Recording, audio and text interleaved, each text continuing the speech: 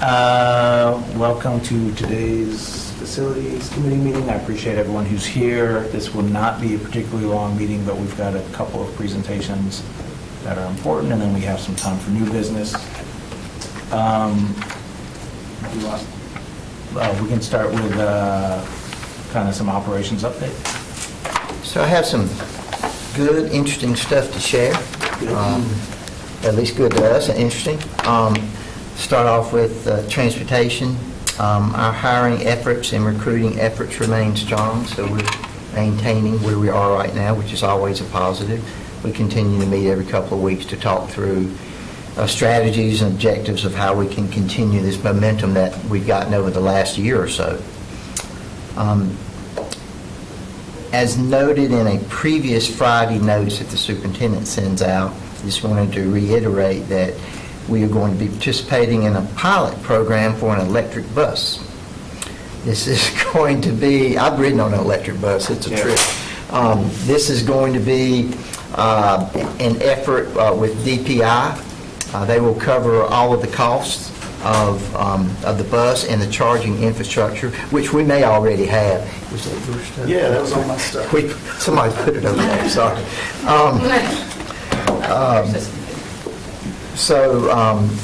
We already have a charging station at a school that we may get to use, but we expect that bus not anytime soon, but I did want to let you all know that it's coming. I think that's kind of exciting. And along the same line of buses, I think I've shared with you all in the past that we already have 10 propane buses on the road, and we've got 5 more that should be ready to go the next several weeks.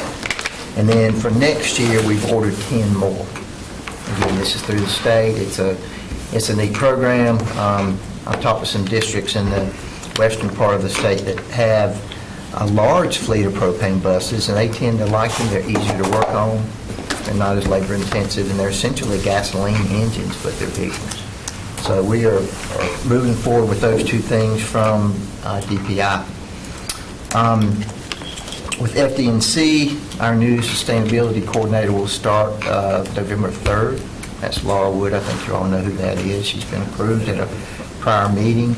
And then just to remind you that the CIP site visits are scheduled for October 24th at West Cary Middle, Partnership Elementary, and Hunter Elementary. And the times are 9, 10:15, and 12:15. And if you're planning on going, please coordinate with Melissa so that she can make sure we don't have too many members there at one time. There are some county commissioners going to those schools as well, so I think that'll be exciting. That's next Friday, right? The 24th. Moving to M&O. It has been a relatively quiet year. I think that's due to many things, one of which would be the weather. If we want to be honest about it, we've had some cooler days this year, at least during the start of the school year. We've also are continuing our efforts on repairing and replacing equipment as needed. And then I'll give you a teaser on this one. The switch has been flipped again on our Energy Savers program. You all may not know about that. I haven't talked to really anybody that knows a lot about it. I understand this may have been a program that was in the district many, many years ago. We're doing a very, very, very soft launch on this. Our energy people at Maintenance and Operations have been working with the Magnet office, and we really right now are focusing on our STEM schools because it kind of aligns with that. And it's a program where we get participation from school staff and, more importantly, students to not only conserve energy, but be aware of what consumes energy and what they're paying at each of the schools. And again, you won't hear about this anytime in the next couple, 3 months, but later on, we expect to bring you some more information about it. I tried to do a little research to see where we were on this years ago, but I haven't been able to find anything. And then lastly, you all may have heard about for CNS, the press conference that was held yesterday at Oak Grove Elementary School. It was really interesting, got a cool calendar from USDA folks up in Butner.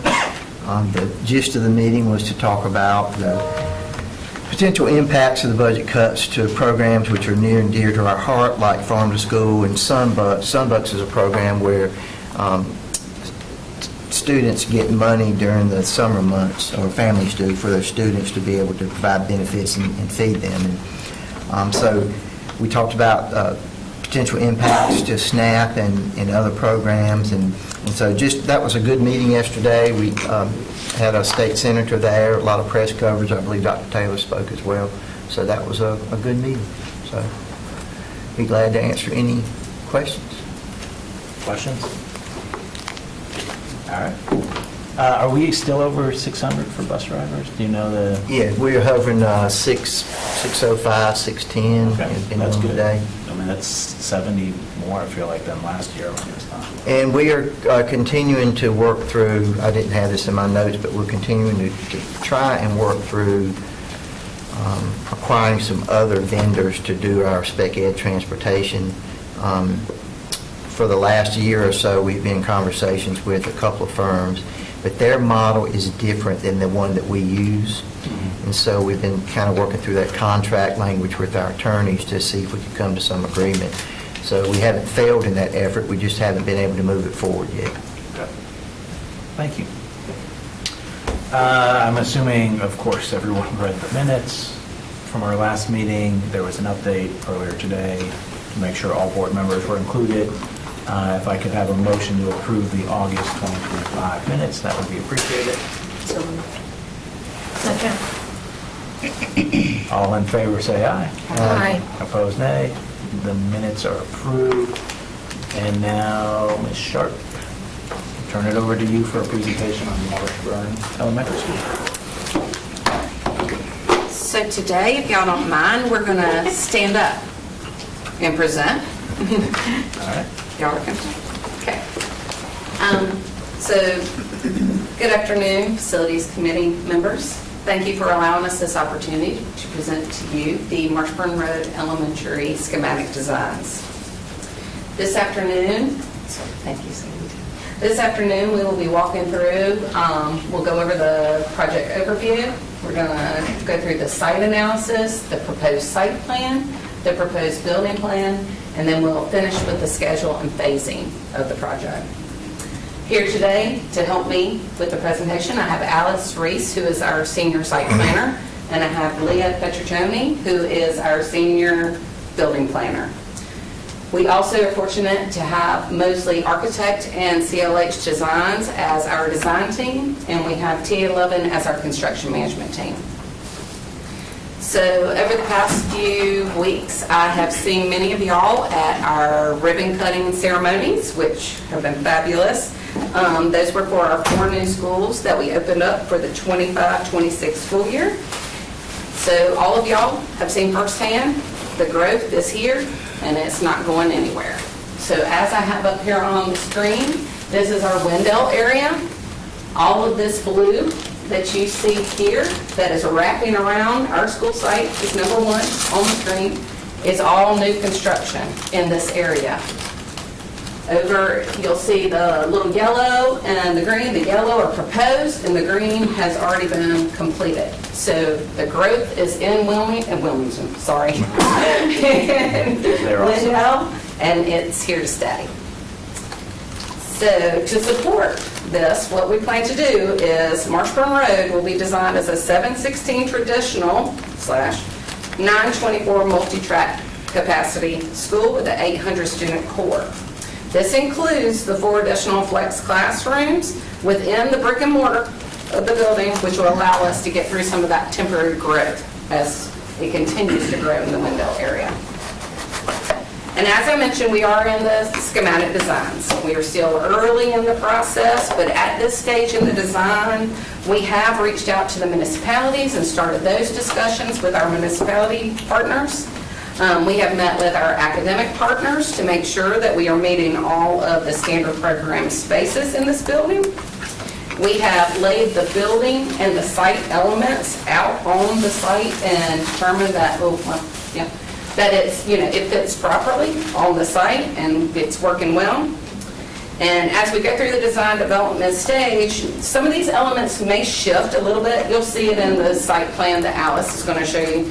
They may shift a little bit, but we're pretty confident at this point that the program fits well on the site and aligns with our district standards. So at this time, I want to just pause before I turn it over to Alice to see if there's any questions that y'all may have. All right, well, I'm going to turn it over to Alice and let her walk you through the site analysis. Stay on this slide. Oh, go back, St. Peter. Hey, good to see you all again. Good afternoon. I'll start with the site analysis and walk you through some of those natural, man-made, and experiential features that impacted the site design. Not all of them, but just the ones that were the most major in the formation of the plan. I will take a moment to mention, as I go through natural features, the topography. You'll be happy to hear this was not a real major factor in our decision-making process this time. There is topography there on the site, however, you won't hear me talking about split-level buildings or retaining walls, so that was interesting to me. Hydrology, now this was one that played an important part. While we do not have any blue line streams on the site, there is a draw that goes from that northwest corner down to the southeast corner with pockets of wetlands, mainly on the north side of the draw. But that brown tan-colored shape is flood-prone soils. So you can see what that's going to do is influence the building location, probably down in the southwest corner, so we can avoid that. In terms of man-made influences, we have Highway 97 on the northern border of our site, so that's a heavily used corridor, obviously, and there's some commercial businesses along that. To the east, we have Marshburn Road, and as Elizabeth said, remember the blue areas of new development, that's right across the street from the school site. To the south, we have 3 small residences down here, and to the west, the vacant land is currently owned by a church. So it's mainly that surrounding context of the busy highway corridor and the commercial development and those soils we discussed that are kind of indicating where the majority of our development will occur in that southwest portion of the site. So the proposed site, I will go through it in a clockwise fashion, starting up at Highway 97. We are going to have an emergency access driveway only off of 97. So DOT no longer allows schools to enter and exit on a highway. We did have some conversations with them in the town because Marshburn Road is currently a 2-lane road. So if there were a major accident or something, emergency access would be difficult. So DOT and the town both understood, and we have that third access point off of 97. It will be gated from public use. As we go around the clock then to number 1, this will be our bus driveway, service driveway, enter and exit, and we do have some staff parking in the bus lot as well. Number 2, the southern driveway then will be our carpool entering and exiting. Now you're getting familiar with the stacking requirements. Parents would enter the site and then they would be required to drive north, circle around, circle back on themselves before they head towards the school building. I did want to point out this red arrow here as we're going continually around the clock. This is going to be the major collector road coming from those developments. So we had a lot of conversations with the town and DOT. The town's comprehensive transportation plan is showing a continuation of that road just to the south of our property here. So we have been working with the designers. We don't have a timeline when that's going to come through. So we've been working with the designers to design that parking lot, orient the building such that when that road comes through, we can flip the carpool access from this future connector road.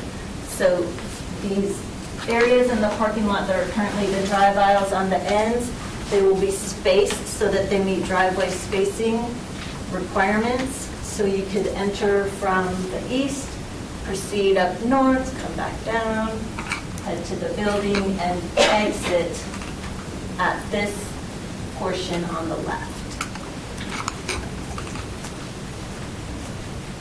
The main entrance of the building then is here, item number 4. And again, it provides us that kind of flexibility while we're entering mainly from Marshburn Road. That's your admin, your main entrance, but then it also provides convenient or a necessary main entrance and admin facing the new front road.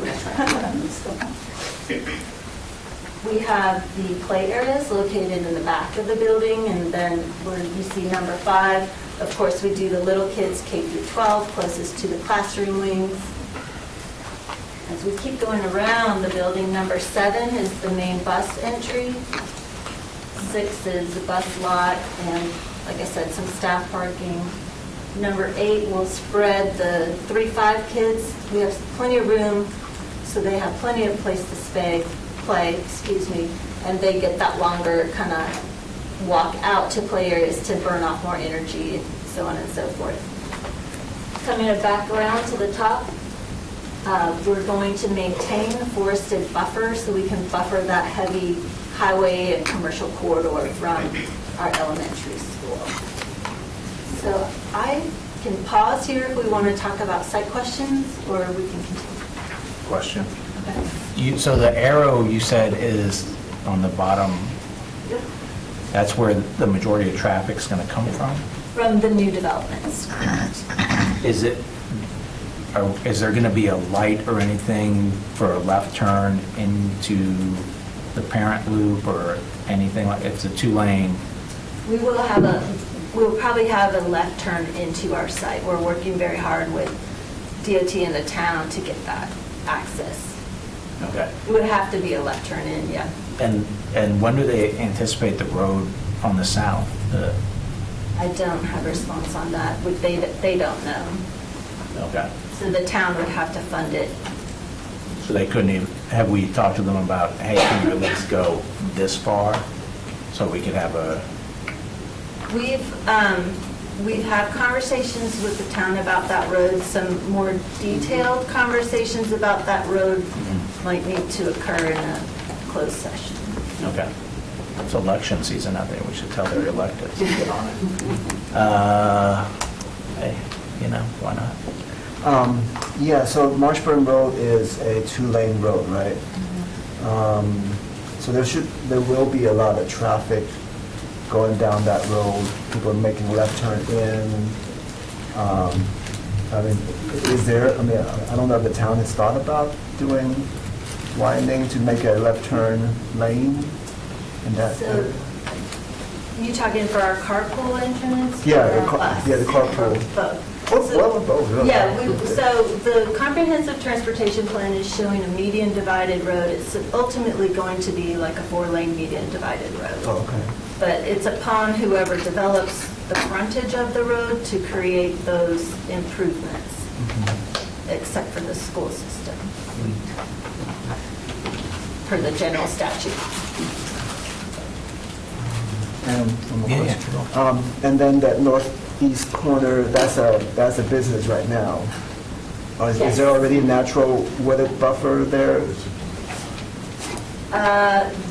Yes, the whole entire site is wooded currently, so we will definitely keep a good buffer there. Okay. Yeah, that's a pretty, I drive there all the time, so I know that, Yeah. I know the corner. Yeah. I said, keep going? Yeah. Next up, we have the building. So you can see it's that E shape and Stand it. Yeah. So this site, we're fortunate to fit this E-shaped plan. We have this in a few other schools, the most recent one being Martin Pond in Raleigh, which was also Mosley, so this is their design. And we have a main floor on the bottom with the lower grades, and then a partial second floor with third and fifth. And so that allows it to keep the entry at lower, and then the back of the building will go up. Right now, it's, I think, the opposite of that, but we're still working through it. But the E shape is great because it has that spine on the right side that has the more public spaces, the cafeteria, the multi-purpose room. Here we're doing the stage platform in the center because that's been working good at a few of our newer schools, having the two partition walls that can open up from either side.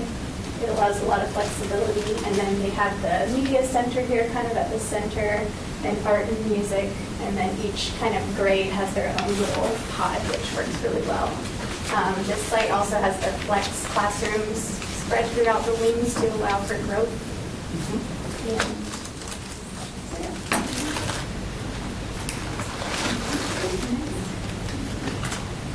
And then here we just have an image of Barton Pond as a reminder, this would be what we're aiming for. So you can see it feels lower in the front entry, and you can't really see the big giant building. Two-story park.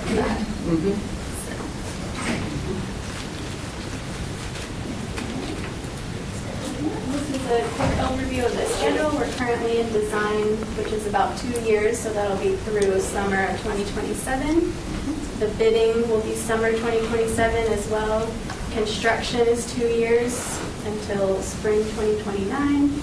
And then the school will first open as a swing space for Wendell Elementary renovations, and then open as Marshburn Road new in July 2030.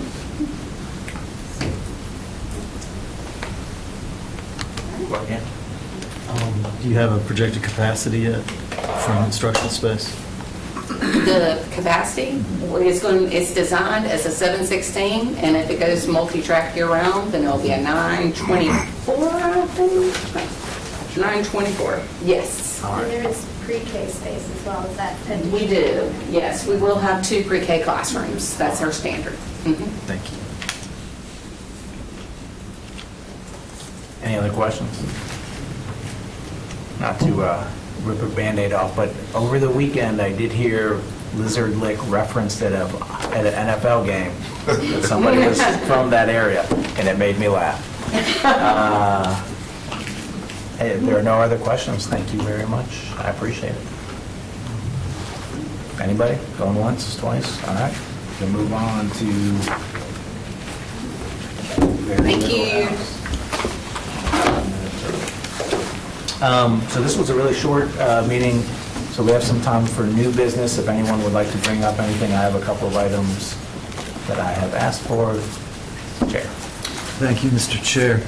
So one thing that I wanted to put out on the table early, because it might take some time, but I wanted to give it much advance notice. You know, every year we will have a meeting where the committee will review, and I've heard it referred to as both like cost model estimating or cost model assumptions. And we'll get like a big comprehensive book of all of the model assumptions we'll use in designing a school at the different levels. So you would see elementary school library, middle school library, you would see, you know, high school cafeteria space, middle school cafeteria space. And we're asked to look at these and to approve them, but unless a lot of you have secret careers outside of what I do publicly, do we have information to really judge, is this or is this not an appropriate number, right? And, you know, so then the question comes, is this something we should review? Well, if it is something we should review for accountability, for budgeting, then what I wanted to propose was either in addition to getting this comprehensive document, or as an alternative to the comprehensive document, could we get some comparative information? I believe the State Board of Education might set some minimum guidelines for a lot of these spaces, or if not, are there similar large documents? Square footage? Yeah. Call for square Was footage. for square footage. Yeah. And then for costs, if similar districts are putting out similar guiding documents, can we see what, say, Mecklenburg schools use? And then maybe you're not going to find as many as large as Wake, but like a Union County, a Johnston County, maybe a Cumberland or a Guilford. Durham, Winston-Salem. Guilford. Yeah. And then that would let us see, are our costs kind of in line with everybody else? And that would give us, I think, something where we could take a look and say, yeah, this feels very comfortable, or if there was some outlier, we would know that there would be a question to ask. But that would help us understand the model a little better, I think. What you may be referring to is when we bring the beginning of the CIP to you all, we typically bring it a couple times. We've got a longer runway this year, you know, we've been meeting, talking things. During that process, we have typically brought cost model information, just to share where things are and how we establish the budgets for projects. So we can certainly do that, and we can get some staff to look at other school systems. The DPI information, we take with a grain of salt because we're so big and other districts are so small. But we can certainly get some information from some of those larger districts. Okay. Thank you. It would just give us some context to the work we're doing. Anyone else? I have a few things. Okay. Well, just to kind of bounce off Chair Hagerty, just, you know, a lot of the components of a building are kind of like assume that this is what we've always done, this is always something that we've always needed, or whatever, you know. I mean, I think it would be, you know, in the same vein, just kind of looking at some of the components of a school, the spaces for use, or the flexible use of space, those kind of concepts, whether we could make a school more flexible in terms of its usage over time. I mean, you know, it's hard to know, you know, because I only know one way of doing things. Doesn't mean that that's the only way of doing things.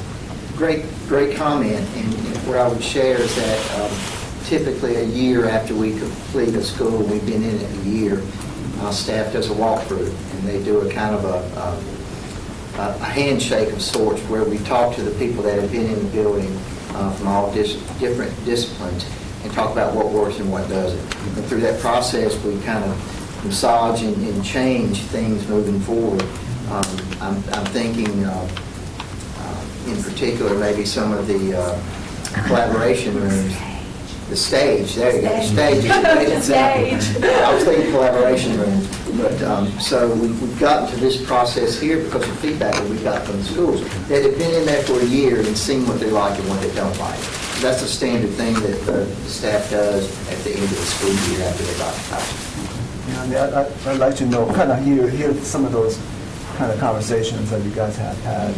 So, Dr. Ng, I'll add to that, I think that's a very appropriate question to look at cost modeling, and what you're going to find is that what you spend on a school is going to vary depending on what you want to do. And so you can always talk about what are those additional components that you want to add into a building, but you can quite literally have a building that meets all of your needs, a middle school building for $47 million. Or you could spend $110 million. And so I think that is a very appropriate question that we have to ask now. One of the big differences I know that we'll find in the cost of schools here is land acquisition. And so 20 acres in Wake County may cost you $20 million, but in Jones County, that 20 acres may only cost you $800,000. But the actual building, I do think that is something that the board needs to look at and determine, do we want to scale up, do we want to scale down, or are we right where we want to be? And that's going to vary. So I think it's a very important. If I could throw it again, there are friendly conversations every year with district staff, academics people, and athletics, and everybody else to talk about, hey, do we need this big? Does it need to be configured like that? And that's a yearly process that we go through as we update our design guidelines. Sorry, we have somebody who wanted to join the meeting. Was it a lizard? I had lots of legs, whatever it was. What were you saying? Sorry. I missed like the last sentence. We go through a process every year with academics and athletics and all kinds of people, librarian staff, and church staff, and talk about how we can potentially adjust things based on the needs of the instructional program. And then that's reflected in changes we might would make to our design guidelines. Put this back on the screen because we have an additional question. Yeah. You can go to the building design where it's Slide upper five. and lower, or the site design, sorry. Five. Keep going. One more. Yeah. Ms. Caulfield. So I had a question, it could kind of be in general as well, but when we are planning out where we're going to build the schools, especially like in this area, we know we have a lot of growth that is happening. So just seeing some of the constraints that we have in some of the schools we have now, that we're kind of like pigeoned into where we are and we can't expand past that. How does a plan like this or other plans in general do we consider having that space to grow if we need be, if it, comes to that?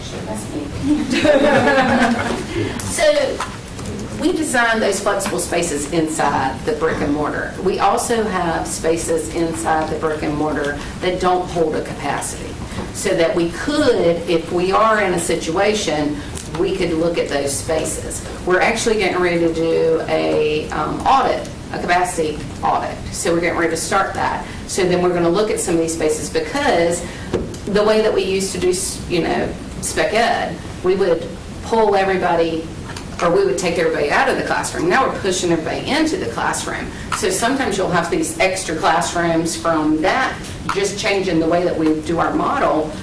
We have those extra classrooms that we could use. So what we're doing is we're going to do a capacity model to look at some of our older schools to see what capacity we have today at some of our older schools. So we may have them inside the brick and mortar. If not, these E-designs, you can add on to the building.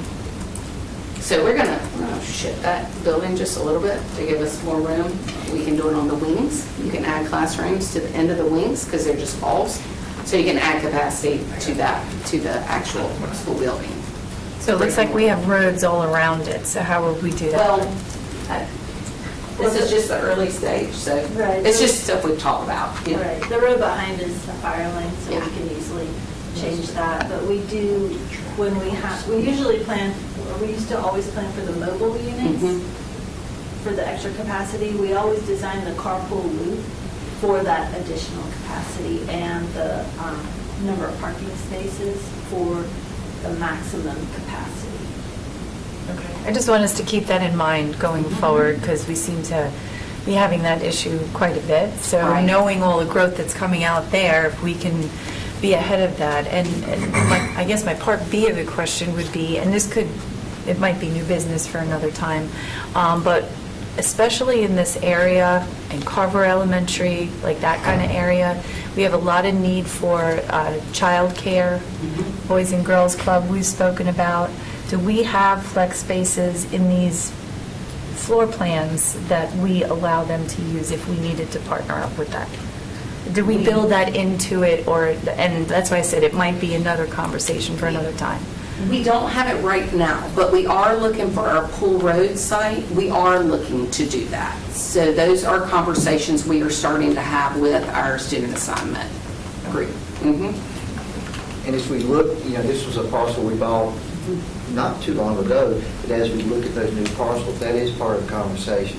When we hear that from Glenn's shop, there's a definite need to have after-school care or something in case we have to go to multi-track too. So that's part of the conversation as we look for new sites. Okay, thank you. So, in that line of thinking about, expanding, I do understand the growth and the potential need for more capacity and stuff like that. I don't know what our most crowded elementary school is, but at some point, that's when we start capping out, not that we want to, because there's got to be a limit to what would be a healthy elementary school even with trailers or an addition, how many kids do you want, at a particular elementary school? That's right. So that would be my only, not necessarily in disagreement with you, but like keeping that in mind as we ask staff to think about potentially adding on a wing. Right. I don't know what that number is, you know what I mean? Right. But I If know we that's. added a wing, we would have to add on to the cafeteria, we would have to add on to the media center, we'd have to add on to the carpool. All of that would have to be taken into account. So we build our schools to an 800 core. So if we go above that 800 core, then we're putting a strain on the site and those core spaces. So those 4 classrooms that we add in is the capacity to go up to that 800 core, those flexible capacity classrooms. And is that 800 on year-round? No, year-round, you can get up to 924. Okay, you said that, yes, okay. Because they're not in the building at the same time. Right. Yes. Right. 16. Right. Oh, so those I capacity think- numbers are based on converting flexible space. Is that what you're saying? The core capacity is your flexible space added in. Okay. Yes, yes. So we build them a little bit bigger so that we can have Different that than space. utilization. Yeah. Right. Yeah. And that's why I was actually asking to add on to your point, because we do add trailers. And because we have too many kids in the area, so we have added outside of the school. So I'm trying to find out how could we have that within the school, because we do expand with the trailers. Some of them, Yeah. lots of trailers. But to give you an example related to what staff has explained, Panther Creek High School, for example, when it was originally built, might have been built for about 1,800 students. And then over the years, adding trailers, it got to about 2,800 students. Right. You're not going back and adding onto the cafeteria, you're not Right. going back and adding to the auditorium, because you've generally built a whole school around them, right? And so that's when you start having like 10 a.m. lunch periods, to try to have 3 or 4 lunch periods to cycle everyone through. So you can build a school with the potential to add capacity to parts of it, but realistically, Right. you're probably not going to add on to the auditorium, add on to the gym, add on to the cafeteria. And so you can put more kids on the site through adding some more classrooms, but you're still really probably going above the capacity based on the number of bathrooms in the school, the number of seats in the cafeteria, and those things. Yeah. And so there, you really have to kind of come up with what you think is maybe a max on the site. And then, even though you might have some flexibility around that, I think where we can get to the efficiencies you're talking about, I think a lot of that might be re-examining existing school sites that were built to different standards, where we might have some schools that might have elementary schools, for example, that might have 350 students, or that are all one right. story, where if I take a Morrisville Elementary, if it's all one story and sits on a very large piece of land that might have enough land that you can get around all of the stormwater requirements and paved, non-permeable surface requirements, you might be able to like build that up and then still be able to maybe add on to like a new gym or a new cafeteria. But it would be harder to do it on a site like this, where we're already anticipating, right, like 2 levels and maxing out at about that 700, 800 area. So the point is really well taken. I just think with this example, staff, it looks like, has really kind of like built to that capacity.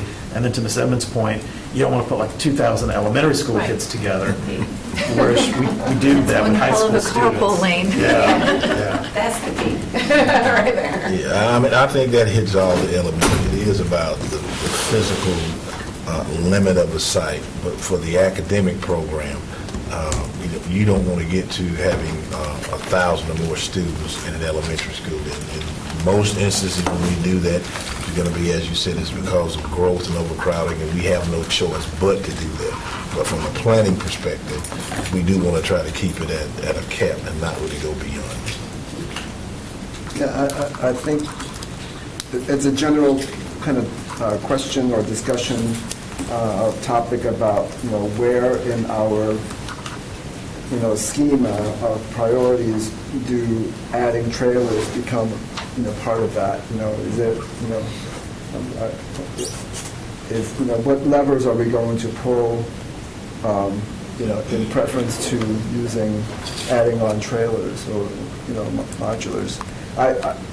Just kind of looking, backwards, looking at some of the, trailers, we've expanded, with the trailers, but then those, those schools that no longer need them, or those trailers are aging, that become a problem in itself. So that's been what I call the Kobayashi Maru, the no-win scenario, that every intention was to have mobile units as a temporary solution, but it obviously changes with K-3 class size legislation that extended what we would have to do with that. And now we also recognize that we spent a huge amount of money on mobile units that we believe was going to be a part of a temporary solution that have become permanent. And now when we examine that, we now recognize what we spent on that, we could have added to the building and made it permanent. And so it's an ever-evolving and changing situation, but just one that's really unpredictable. But nobody ever had the intention of using mobile units as something that's permanent, but our growth and changes in legislation have led to something different. You just gave me an opening, so I just wanted to take it. There's a CIP team that meets, I think, every couple of weeks or so to talk about trailers. And so we've gotten a message from you all and others that we really want to try and tighten up on that. And so that process has been going on for some time, and we hope to see some movement on it soon. Part of it is there are some negotiations that take place, I guess. There may be some units at a school that they truly don't need for instructional purposes or other reasons. But we are moving forward quickly with identifying places where we can get rid of mobile units. And then to tag along with this, with the growth that is anticipated in the eastern part of the county, we've got some larger units, some modular units that we really need to send to places, and I won't name the schools yet, but to send to some places potentially in the eastern part of the county where we know we need to manage that growth. So that conversation is ongoing and active, and as we get a little further down the road, we'll report back to you all where we are on it, but it's we're not ready to pull the curtain back just yet.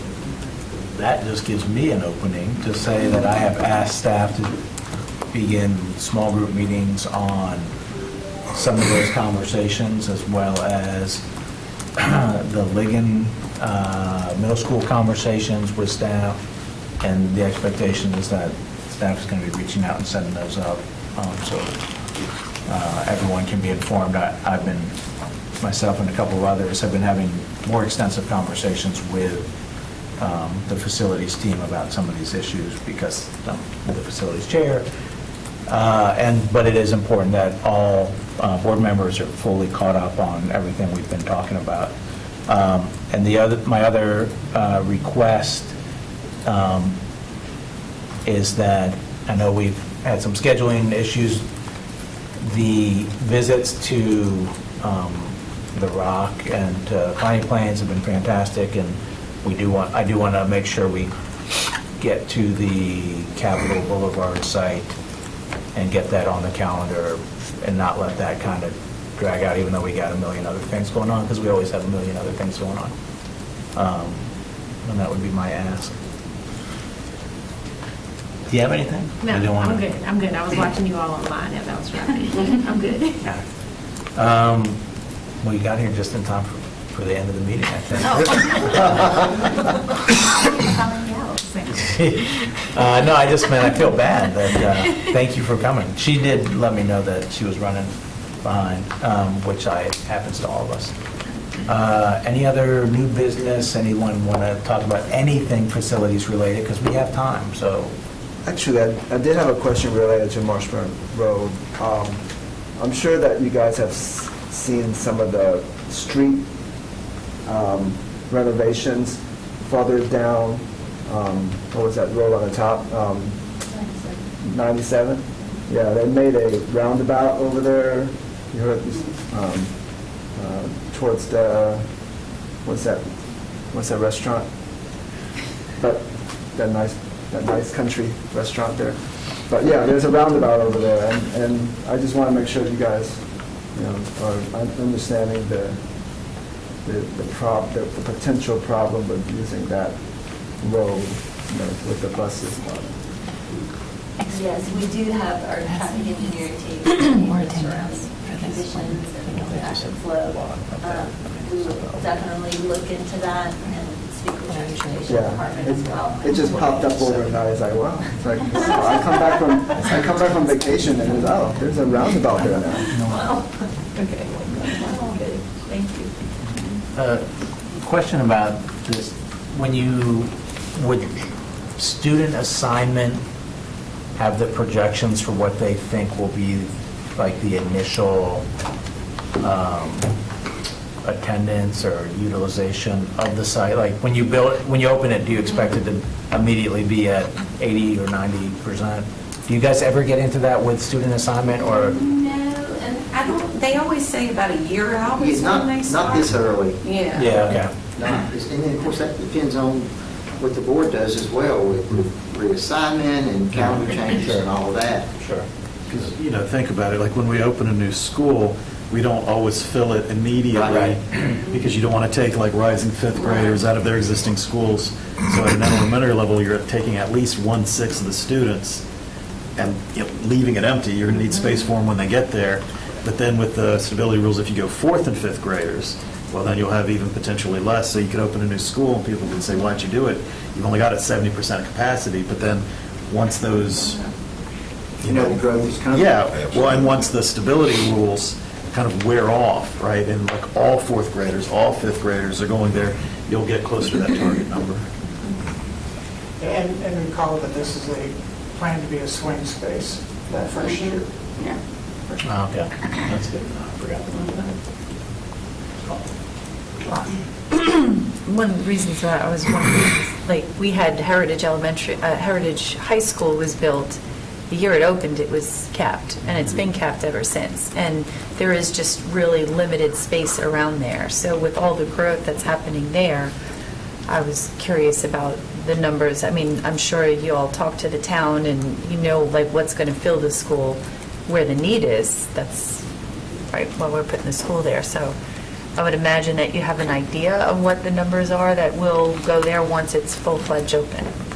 I'd say as we've developed the CIP process, we're really working closely with Glenn's group as they do their demographic projections and forecast things like that.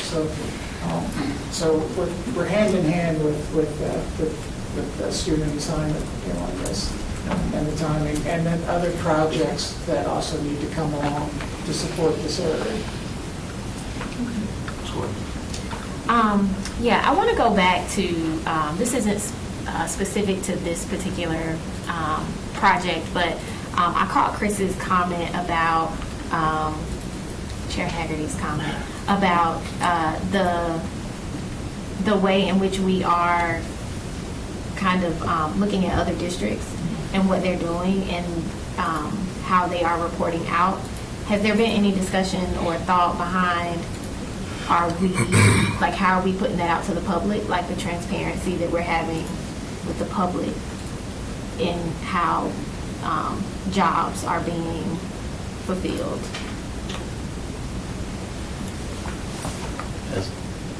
I'm not quite getting, like, as far as the cost, or as far as, I'm talking about like where we are in completing different Projects, you mean?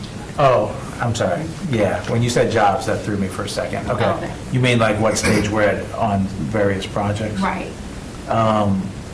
That's on our FD&C webpage. Yeah. It's updated where the projects are. Is there something more specific? I mean, if you want to have a recommendation, by all means, like, Where is that? Where, and that's the public like knows about that? well, that's a different question. Do they, I don't know, I would think not in general. Where would it be located? You say the FD&Z website, but where is that? Can Well, someone? you can go to our webpage, and of course, we're transitioning the webpage now to do Yeah. something different, but you can go there, and it provides some basic project information.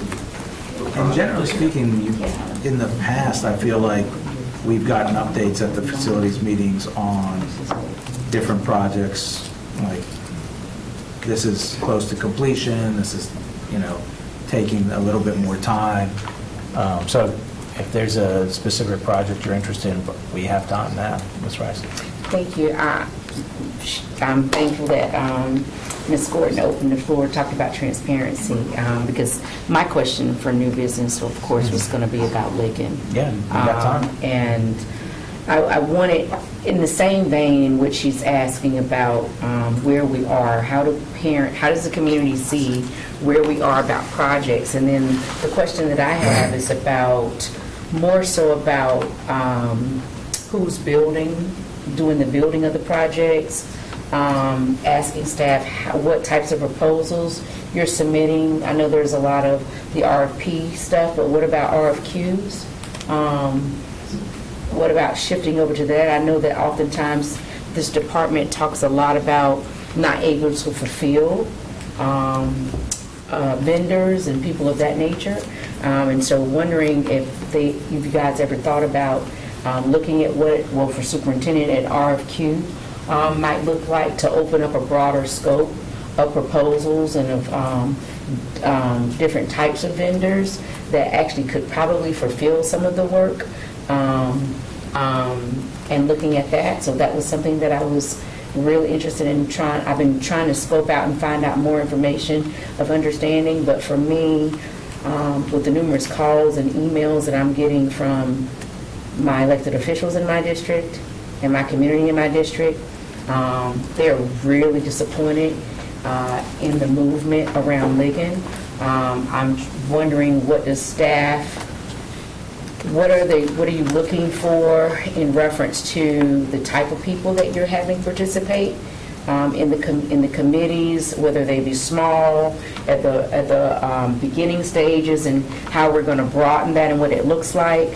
Do you really understand the scope of the school and its legacy behind it when we talk about it being a legacy school, when we talk about the richness of people that's come through there?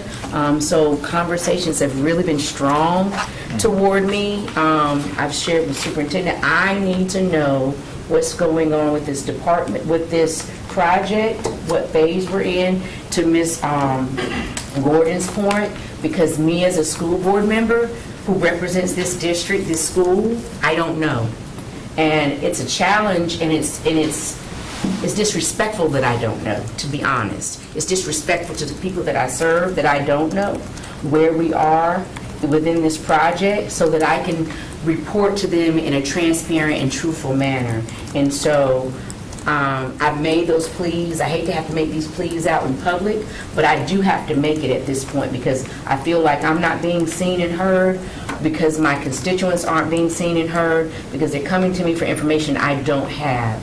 And so thank you, Chair Hershey, for sharing about we need to know. To Ms. Gordon's point, we should know where this stuff is so that we can direct the people about the great work that you all are doing, about the consistency that you guys are giving to the work that has to be done. We want to be able to share that and highlight how our staff is really doing amazing things, but we just don't know where to go and what to do. And when we ask, when I ask, I'm getting partial information, and I can't function at my best with partial information. So one of the things I'll say is that.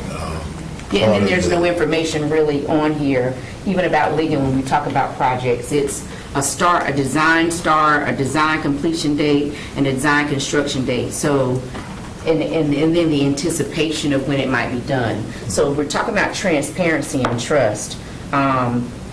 If I'm a parent, that doesn't tell me anything as an alumni of Ligon when they're hearing conflicting information. And so I really need to better understand the one meeting that I was able to attend when I got the invite and what the community is hearing. They're extremely concerned about better understanding of what does a tear down of the building mean, or necessarily the language that we're using, and not necessarily, these are the words of community, and I'm closing out, the sensitivity of how the conversations are being had with staff and the architecture that's sharing. Is the words that I've heard is that staff is not using a level of sensitivity to the community for which they're talking about moving forward. And so those are the words that I just want to relay back to what's being said to me.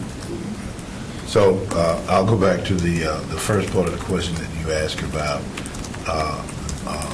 I guess, contractors, architects, the bidding process. And so anytime there's a construction of a new building, the bidding process is pretty much standard. We will put the information out, people will present proposals, and then the board, on recommendation of staff, will select an architect and a contractor to complete that building. Now, when it comes to all of the subcontract work that you may get questions about, and I'll let staff speak to this, it more than likely is going to be up to that contractor to identify those subcontractors. And so normally, when we talk about contractors that build school buildings, there's a handful that everybody uses, probably 10 or less. I can name 3 or 4 of those, but there are going to be some others. Subcontractors, that could be anybody that they choose. And so I'll kind of let you all add anything to that about subcontractors. If I can say, I'm sorry, Superintendent, I get it. I get that part, because I want them to answer, but I want them to answer within the scope of what I'm actually asking. I get the understanding of a contract bid and a subcontractors, that the contractors that gets the bid chooses their subcontractors. I'm very aware of that. I'm talking literally about the contracting and the method, if you heard me say, in which we're using. We're using RFPs, and I'm asking, why don't we use RFQs? For the project as a whole, and if so, when will we, so that we can get a different pool of people that actually may really qualify for it versus the handful in which you're sharing or what you're speaking. I'm in community across the state in places all the time, and I'm seeing, and they're not they don't have access. So what I would ask you is for staff to speak from the historical perspective, because I know that the architect has been selected some time ago. I don't know if we're at the phase of selecting the actual contractor. Has that been done? I don't. Yeah, I would kind of back up and say it really depends on the type of project and the type of scope of work. Perhaps some of the things you may be hearing might be more related to M&O type repairs and contracts, where it's very target as far as the discipline for that type of work. FD&C, separate from M&O, we do RFQs for design selections, and that's per state statute. We do, then we follow the bid thresholds, dollar thresholds for how things are bid, whether formal bid or informal bid. So the state statute lays that out, and we follow that. We do RFQs for our CM at risk selections. What the CM at risk firm then does is they work with us through the design process, and then we go out to bid. So those are bid projects where the CM develops the various scopes of work. And you might have 10, 20, 30, 40, 50 different bid packages depending on the project and depending on the CM at risk firm that does it. So two different animals, M&O scopes of work, and then FD&C. And we're much more into the bid thresholds because of the dollar amounts. That's a question, Chief. Hang on. I feel like, and I don't remember the exact timing, but I think I hear some of what you're saying, and I want to say that we had a presentation on this maybe just before you were on the board about what I think some of what you might be getting at, so I want to talk to you about it after the meeting with a little bit more detail. So I feel like we had this come up at the end of '23, maybe, on almost exactly what you're asking, at least what I'm perceiving that's being asked. Well, and just one other comment on top of what Mr. Annette shared, and that is all these, whether it's an RFP, RFQ, RFI, they're all publicly advertised in a number of different venues. So that, and in many cases, we even reach out to people that have previously inquired above and beyond any kind of advertising to make them aware that we put something out for bid, if it was truly a bid, a RFQ or RFP. So it's a very transparent process publicly. And so with the Ligon project, I do want to come back to that, one of the things that I'm now doing is making sure that we have a different conversation with our community about this particular project. And so that is going to be something that's going to have to be way more extensive than what's been presently done. And so that means that we've got alumni that we need to talk to. We've got people who attended the school in the 80s, the 90s, the 2000s. And over the last couple of weeks since the meeting that we had at West Millbrook, I've had a chance to talk to a number of people to get a number of opinions about what people believe about that project. And so that is where I need to do my due diligence. And what I shared at that initial meeting at West Millbrook is that the board was committed to the project, and that being based on what has been put in the CIP and what is now currently listed as a renovation. Any kind of change or shift from that would have to come back to this board. One of the things I do recognize is that that initial funding and everything for Ligon was done either in the spring or the summer of 2022, which did not involve most of the people that are on the, I would think Chair Hagan would be the only person that would have been here for that. And so everything was really about renovating that site. What has been done with the architect was to meet with a group of alumni to gather feedback about their thoughts. Now, out of that conversation came the idea of, well, what if there was the construction of a new building? And so what I've now said is that if that is a conversation that came out of that, fine. If there's a conversation that you have with other people, fine. But ultimately, any kind of information like that, I would have preferred that it come to the board first. And so that, my goal is to be able to go out and clearly hear from the public about what it is that they desire. Now, how that's been done before I got here, I have no idea. I just know that that was already a part of what the board had committed to in terms of renovating the school. And so that should have been the work about how do we move that project forward. Anything that changes with that, we want to do our due diligence to make sure we talk to the public. And so if there is going to be a change or a recommendation, then I would want to be able to come to the board and say, I've had these conversations, I've done this extensive work to hear back from these people, and board, this is what I would recommend. And being the board, and I'll tell you all, you can say, Doc, fine, but we're not doing that. We're going to do this and we're going to do that. But that is what I think we do owe to the public and to hear from the community. If we haven't done our due diligence to hear from the right people so the board can make an informed decision, then that's what I have to make sure that we do. Because the one thing that this board can't control and the one thing that I can't control is the rumor and the conversations that are had. That is where it is my responsibility to make sure I go and talk to them. And so that if I want to be able to make a recommendation to the board, it's based off empirical data, hearing back from the community. And I want everybody to understand that this board, I know, and not to say I believe, I know they understand and respect the legacy of Ligon and what that means to this community. And that's what the board has to consider when they make any decision about the school. And I know the public wants to also give their feedback about it as well. So Do we have, let me ask you a question and put it out to the board members and not really to staff. You know, I'm, obviously, Ligon is not in my district, so I don't really hear. Do we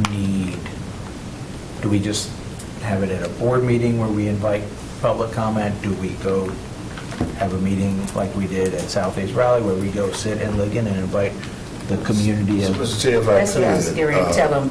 yeah, what I wouldn't recommend is that there's a singular meeting at a board table until much time later, because what I've discovered is that there are multiple opinions and multiple viewpoints, and part of what I've got to do is to give opportunities for everybody to be able Right. to give feedback in multiple settings. And at some point, you may decide to come back and say, we're going to have a meeting at the board where people can provide public comment. But if you haven't done the work to create the transparency, then whenever you have that singular meeting, then you know what kind of people that are going to come and give their feedback. And so to me, it is about now broadening this opportunity to have multiple perspectives and an opportunity for that to be shared. I'm going to go to Mr. Strickland and Ms. Rice and then Mr. Agnew. Ms. Rice, if I may, I want to share that it's very early in the process, so no decisions have been made, nothing has been brought to the board. There was a small advisory committee established early on consisting of Ligon alumni, parents, teachers, students, school staff, people like that. And that small working group has been working through some things. I believe the next meeting that will be scheduled will be a working meeting with the Ligon alumni group. I don't know when that's going to be scheduled. And then after that, there will be a larger community engagement where there will be a work session where people can submit ideas and information of what they want to see for the school. And I have met with and talked with several of the Ligon High School alumni. And I promise you the stories that they have told and the information that they have shared in that legacy and that history, whatever we do and wherever we end up will be incorporated in there because it's a fantastic story. Thank you for sharing that. To Mr. Hirsch's point and to what Superintendent Taylor is saying, the community has called me and asked me to host a conversation with them so that we first can hear collectively from all the various different levels of alumni that people are sharing. I've had conversations with different people that's held different offices within the alumni over the past couple of weeks, including some that has come and spoke. So it's multiple different groups, of course, as we're hearing. And so as my due diligence and as the representative of that space, I'm trying to give community what they're asking for, which is a conversation first with sounding the alarm of gathering the people so that my community can say what they need to say, so that they can know, so I can hear what they have to say, so I can advocate appropriately, and for superintendent to get the information that he needs to do all the other steps in which we're talking about with bringing it to the board. And so I've been trying to find a time, even in my own schedule, to do it, and I've gotten a whole lot of phone calls of people asking, when can we do this, when can we do this? And so I would love to be able to work with superintendent to have that broader conversation with just that community so that they can share their hearts out in a space that's just free, so it can be given to the superintendent to make all the other necessary steps appropriately for the board and the staff to do what's necessary thereafter. With all the other comments of like the major community pieces, because our concern is with staff having its meetings and even the small meeting that we've had with the alumni, you get the broader piece of the alumni people saying, well, we don't even know anything about that or them. or whatever, and these are people who are actively doing things, and so that's where we get in the conversations where people feel left out of the conversation, even though, yes, you've had people who were alumni, but not necessarily the alumni president currently, or the things of that nature. And so those people are saying that doesn't make any sense. And so Superintendent Taylor, I would love to work with you to see what that looks like for District 4, for redoing the town hall and focusing on that particular area, thing for them with that. That was already supposed to be planned, and so what that looks like, hopefully to give you a snapshot of what I can bring for you for District 4, and then whatever else you feel like you need to do to bring recommendations back to the board. Thank you. Thank you, Mr. Chair. So we're just determined to push my buttons today. First of all, Superintendent, I want to thank you for your comments and your remarks and talking about the importance of the project. And I appreciate you going out and talking to members of the community and accepting a lot of feedback. To Ms. Rice's point, this is a big community. It doesn't necessarily have one spokesperson, whether it's an officer in an alumni association. There are thousands of families who have either been a part of the school, have been a part of the community, all over Wake County, but with the particular history of the school, those that have lived that history, specifically when it was in a high school, have a very compelling story to tell. And I appreciate you taking the time to really reach out and broaden those horizons. Now, what I want to say is that we have been talking about Ligon and a potential renovation since the bond campaign. And so it pains me to hear conversations where we say, well, we're still early in the process. Because to some degree, we're early in the process. And to another degree, we've been talking about this for years. And the public has been providing feedback through its elected representatives and to others for years about this project. And one of the things that we know from board service is that there are a million different opinions out there. People have a lot of diverse opinions. There's not just like one wave that this is what everybody is thinking. But I will tell you, since this came on the bond package, the most pervasive opinion that I have received has been concern over preserving the legacy and the history of the school. And that has been brought to me for years. And that was brought to us when Caddy Moore was superintendent. It was one of the things that I sat down with Dr. Bridges about when he came on as an interim to talk to him about. And Superintendent Taylor will remember it is something that I spoke to you about when you first came on. And so I have been sharing this feedback through appropriate channels, what I thought were appropriate channels, every time we've had a discussion, trying to talk about the importance of this feedback that I'm getting from the community. And I'll hear, well, it's early in the process. We don't have a plan yet. But then you will remember, when I say you, I'm generally directing this towards staff, in the spring, because some of us were there in the room, when members of the public stood up and said, we have seen a plan that calls for a tear down of the school. And if not, we can go back to the video, but that was distinctly said. It was captured, WRAL has it, we have it in our notes and minutes. And then coming back to staff, well, we don't have any plans for the tear down of the school. We don't know where that came from. But apparently there was a map, a visual representation, an artist's sketch or some conception of the tear down of this school. It was a very sensitive topic. You remember the conversations I had with you. Ms. Rice, I know this was at a time when you were dealing with a very personal tragedy, so you might not have seen as much of this, but I'm sure even since then you've been made aware of all of that talk about this, and the reassurance is that there was no plan to tear down the school. And so then we have additional community meetings following up that one that was held at Ligon, the one that Ms. Rice references that she attended, that was far from the actual middle school, at another school, recently renovated middle school. And I get the benefit. Hey, let's show people what a renovated school could look like.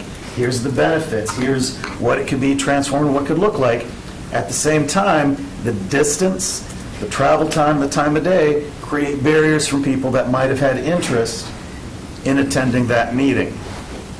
Anytime we open stuff up to the public, you can only take so much input, but then also, when you restrict it to a smaller size, there are questions about how that input is accepted. And I'm working up to this point so that, you know,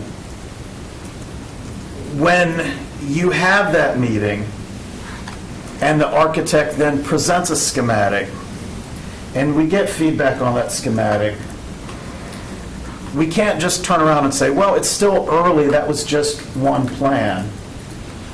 Because after years of discussion of this project, to bring a plan, and only one plan, that then features that tear down, which is the one thing, the one piece of feedback we've been getting from the community that we've shared at the board table, that we've expressed before, we understand there's lots of options, and there's lots of ways this could go. And I think to the point about doing due diligence, about being proper stewards of our taxpayer dollars, we would have to consider a model that might have that. What are all the possibilities? But to bring only that plan and nothing else that shows representation beyond this little memorial kiosk or whatever you want to call it, tunnel, you know, it's very frustrating because knowing that this is out there, and I just can't believe in my heart of hearts that people did not know that people would object to a complete tear down and relocation of the school building on another site, when there's been so much public expression about preservation of the school. There are questions, there are concerns. How much would it cost? What can we do? Can we bring it to code? There's a lot of challenges, sure, but those should be talked about and discussed. And to bring a plan that doesn't contemplate that, that's where it gets very frustrating, and we have questions about, you know, what we're being told, and, you know, that it just gets very, very frustrating. And again, I'm trying to keep my comments constructive, but I'll end there. Because I kind of agree, I brought this up to staff prior to the meeting about the idea of multiple options. And I feel like, from my perspective as a board member who has to make a decision on this, that I would appreciate having, here's option A, B, and C, or whatever it is, here's the capacity, here's the cost, here's how we honor the legacy in all three, whatever it is. Is that something that board members want to see? I mean, that's what I personally would like to see, that, because I don't have this set, like, people have reached out to you and to Ms. Rice. I don't have as much history around, I've only officiated games at Ligon. I don't have the same sense of what the community is asking for, but from a decision-making process for me, I would definitely love to see multiple options presented. And I'm just one, so I'm just asking, like, Ms. Caulfield first. So I'm another. I feel like whenever we're signing off on something, whether it be for the Ligon project or anything else, we really should have the options of what it is, even if it's presented. And I don't want to look in any one direction, because I think it's just like with every decision that comes before the board, there are many times where we see something on consent or something else that it's coming before board approval, and we don't know what the other options are. So to us, okay, it sounds fine, so we may go ahead with it because we don't know otherwise. We don't even know what question to ask because you don't know what you don't know. But if we're presented with the options, then we're making a decision as a board, like you said, taxpayer dollars, trying to be a good steward of the taxpayer dollars. We're then making an educated decision more on, here were the choices, here how we got to it, and this is why we feel this is good. Then we know we're making a solid decision, like these are the choices. But I think often, not just in this project that we're speaking about, we are put in that situation. Well, I agree and disagree a little bit. I don't think I want or need, like, we have experts to build Marshburn, for instance, I don't particularly need to see or want to spend the money necessarily on multiple designs, because that's a new school. Yeah, I think for me, this is a very unique situation. This is a school with a lot of history. There's a lot of emotion on it. I'm not dismissing what you're saying, because I definitely feel where you're coming from. But some of the things I would not, like, I don't need 3 options on Marshburn. No, I'm Right, not saying right. for every single decision that is being made, but I'm saying when we're Yeah. given, here's your final, bid or your final choice or whatever it is, and there was other options, we're not given that choice. I think we brought that, I think that came up a couple of facilities meetings ago when we had a schematic design that was like, here it is, and we asked some questions about that. To Ms. Cofield's point, I show a design right here that was showed to us at that meeting, which was only one. Without having the full knowledge of what community wants. This is what architecture's laid out of possibilities. Well, how do you even know what a possibility is if you don't know what the community wants? And so you therefore shared a design and an idea. It wasn't a bad idea, but you based it upon a small work group and you came back with the whole projection. When I have people calling my mayor, of all my elected officials in this region, when I have people who are alumni, who are secretary auditors of alumni, we're talking about that rich history. When we talk about Senator Blue's son, all these people, who are really famous that have come through Ligon, and you brought me a design of something that is a proposal to you for us to think about. But to your point, this is what happens. And I'm just being transparent because this was an open meeting. So there were no other models that were presented. And so that was the concern of community as well about the architect, which is why I had to go dig and do my researches, which is why I was asking about RFPs and RFQs, right? You said we do RFQs for getting architects. I don't know it or recall it, or we don't know this, but there are people whom could have been selected that understood the culture of those folks that would have made a little bit more sense. Ms. Rice, let me ask you a question. First of all, it sounds like you want multiple options. No, I'm not asking for multiple Oh. options. I'm just simply, to Ms. Cofield's point, about when staff does bring us something, they bring one thing.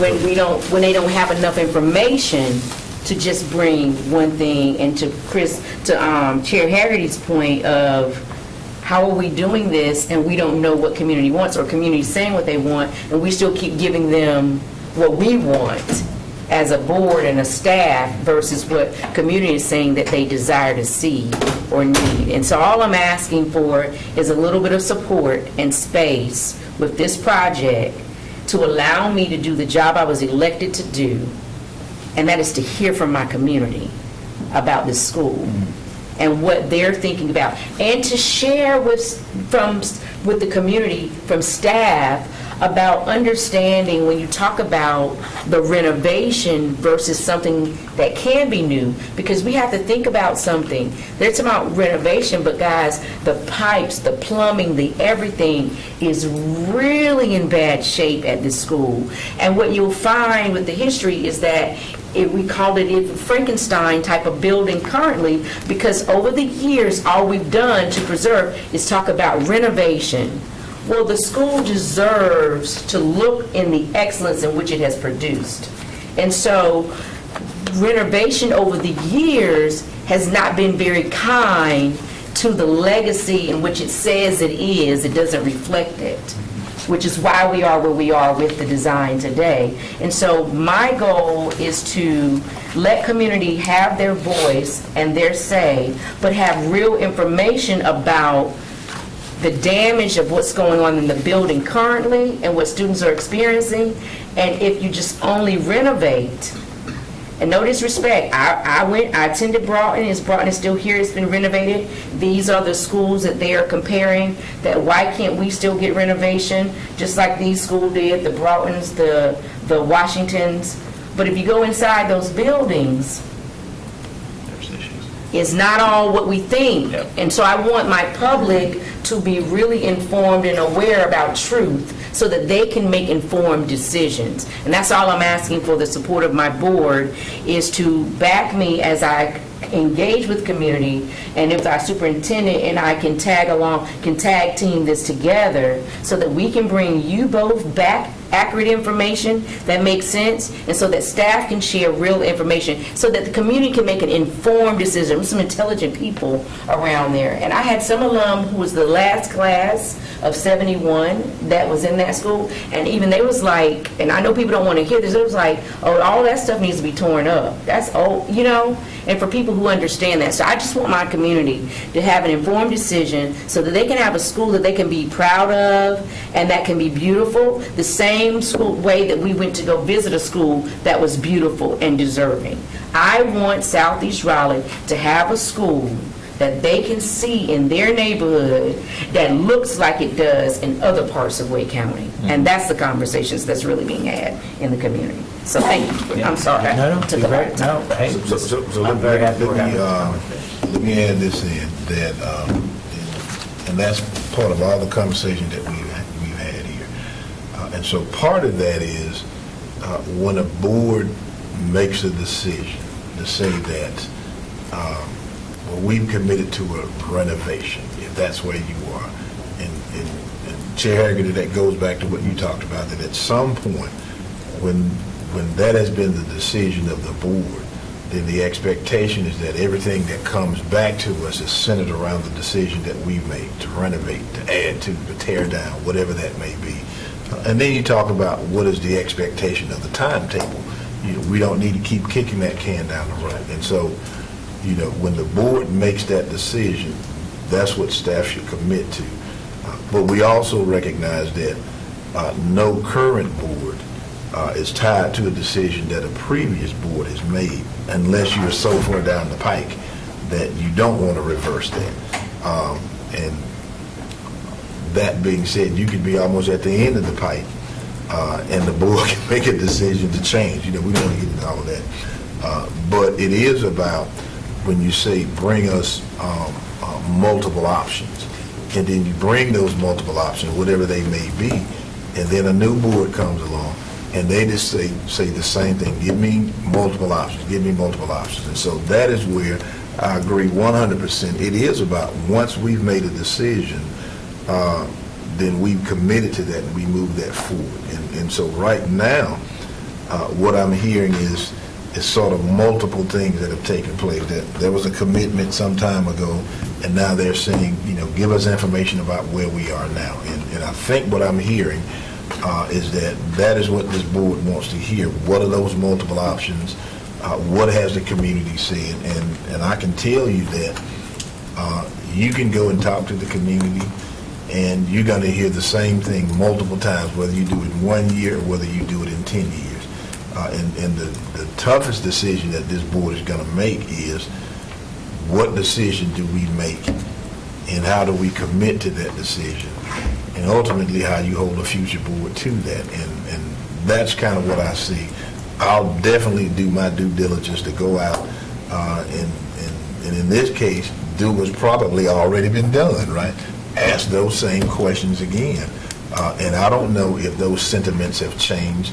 One of the things that you talked about, Ms. Rice, is that when people think about an old building versus a new building, I am telling you right now, I've had conversations with a whole bunch of people, and I get multiple conversations. Some that say they don't need to tear it down, and some say it's an old building, we need to look to the future. I don't know if that's ever going to change regardless of how many conversations you have, but I know where the board is now. Unless you tell me something different, then I know the approach that I'm going to take, because like many, I assumed that these decisions had already been made, and it was just make sure we don't come back to talk about a tear down, which is something we've committed to not doing, and then all of a sudden that's the one thing that rises up. So I get that. So, Go ahead, let me just go around. Ms. Gordon, did you? All right. All right. So, Mr. Chair, again, I didn't know we were going to have the open session at the end. That's good. And I'm sorry to monopolize it. Nope, that's good. But just one thing as we leave the topic for the public is just that nobody outside of this room has to sit around and wait for a meeting to happen. That's right. We have wonderful opportunities where people who live near the school, whose children have gone to the school, that taught at the school and retired, that went to it as a high school, can all contact us, can contact our staff, can hold their own meetings. If you look at the wonderful arts program and the graduates that have come through there, current practicing architects, if people want to send their own vision for the school or what it could be, there are limitless possibilities. And so we will have our process and we'll manage our process and it'll be a very responsible process. But that shouldn't limit anybody else who has a voice or who wants to speak out on this from just organizing and submitting their feedback. And I think you all know what your emails are like. We'll receive it and move forward accordingly. Absolutely. I think this was a great, we have to have these conversations. I think it's good for the public to hear that we're having these conversations, so I really appreciate the conversation and look forward to this process and really coming to a decision and not kicking the can down the road any further. One last piece of new business, and then we'll adjourn, is the share table program. I get updates on it. It's going very well. They have a wait list or request list now of over 40 schools that would like to do the share table. There were conversations where I was asked, and I received confirmation from our attorneys that PTAs, as they work through this, can make a donation to the nonprofit to keep within the MOU in order to facilitate starting, and they're going to work on another batch of schools for the second and third quarters. But it's going really well. But the nonprofit is having conversations with some state representatives about how the state can examine kind of the constraints around the current laws and rules, so we can continue to expand the program, and so other counties can begin and then expand the program, because they've had a lot of interest from other counties as well. So I just wanted to give that update. It's real positive in our schools, nothing but positive feedback that I'm getting from them and from schools. So, it's always good to uplift and to point out things that are going well. So, if no one else has anything else, we will adjourn at 2:34 p.m. Thank you so much.